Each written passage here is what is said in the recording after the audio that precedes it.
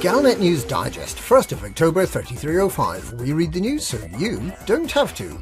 In this week's news, concerns grow over genetically modified fertiliser.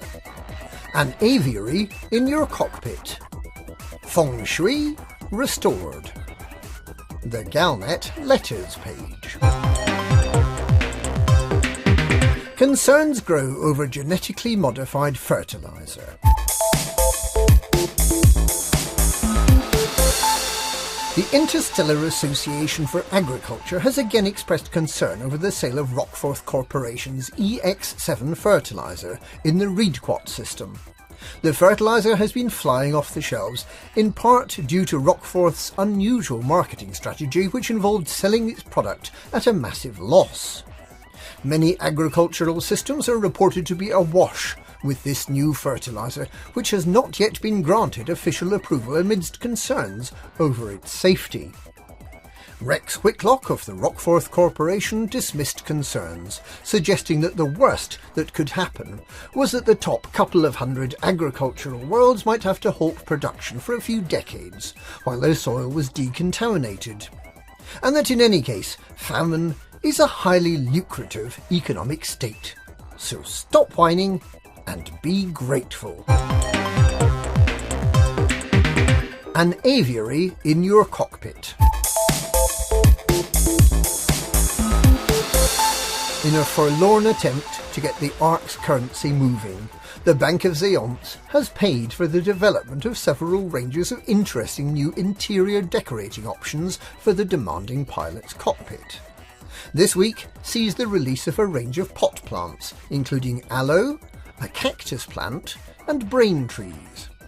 Just how practical it is to have a cactus flying around the cockpit under high G-forces during combat remains to be seen. Next week sees the launch of fish tanks with a range of exotic fish, including the killer octopus and an interesting lungfish piranha hybrid, both of which are capable of surviving out of water in the highly likely event that the contents of the fish tank get slopped all over the cockpit during flight. And the following week sees the launch of the intergalactic aviary range, featuring hummingbirds, magpies, Arctic skuas and cassowaries.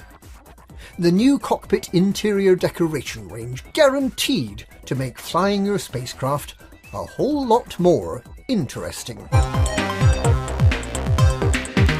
Feng Shui restored. In an update this week, certain things that were blue are returned to their natural state of orangeness. This has made a whole lot of people happy by restoring the natural energy flow in the cockpit. Instead of a jarring blue, there's a smashing orangey bit in the middle. The future's bright, the future's orange. The Galnet letters page.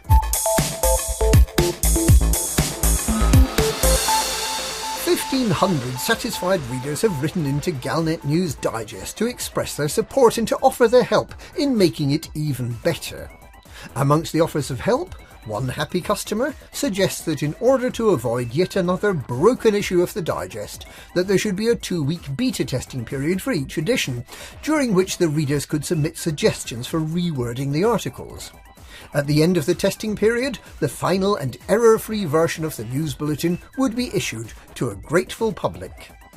Another contributor suggests that rather than producing tedious news bulletins, the editor should spend more time interfacing with the community, discussing the roadmap for future issues, and revealing plans for how Galnet Digest will develop in 2020. Yet another letter writer points out that Galnet Digest seems to be rather unbalanced, and that it should be less negative about the engineers, even Etienne Dorn, the body snatcher of Colonia. The massed letter writers express in no uncertain terms their support for Galnet Digest and say that they totally love it and its content, but would prefer if they could dictate its content, development cycles and deliverables, as well as the communication channels used. The editor of Galnet Digest thanks all these letter writers for their thoughtful contributions, and in the wise words of Zach Antonacci, invites them all to fuck off. And that's this week's Galnet News. Galnet News. We read the news the way we want to read the news, so you don't have to.